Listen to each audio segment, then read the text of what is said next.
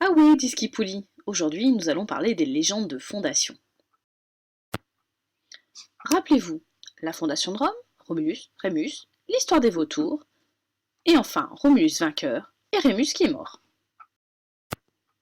Une grande question va alors se poser, comment peupler Rome?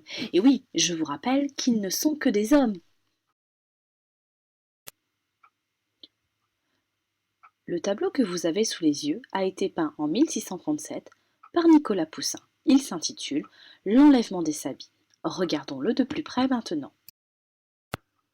Nous découvrons une cohue d'hommes en train d'enlever des femmes, plutôt en robe bleue, et y compris celles qui se cachent.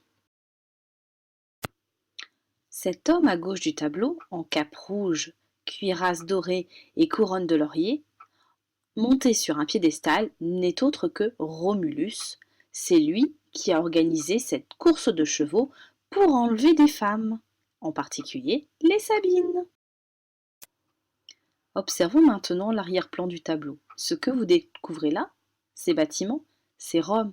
Mais pas la Rome de Romulus, ce n'est pas possible, il vivait à l'époque dans des tentes, mais bien la robe peinte par le peintre et celle qu'il a vue.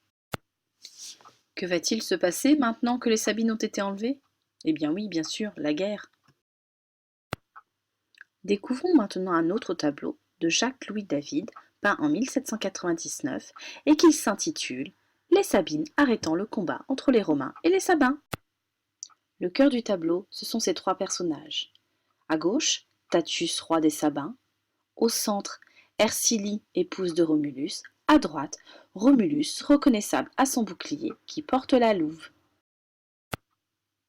Autour de ces trois personnages, on a les deux armées, les épouses éplorées, et à l'arrière-plan, encore une fois, Rome, mais pas la Rome de Romulus, encore celle du peintre.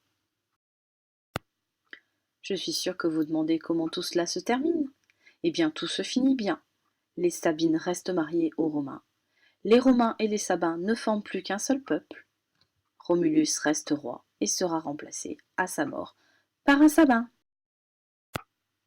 À bientôt pour d'autres légendes. Created using Powtoon.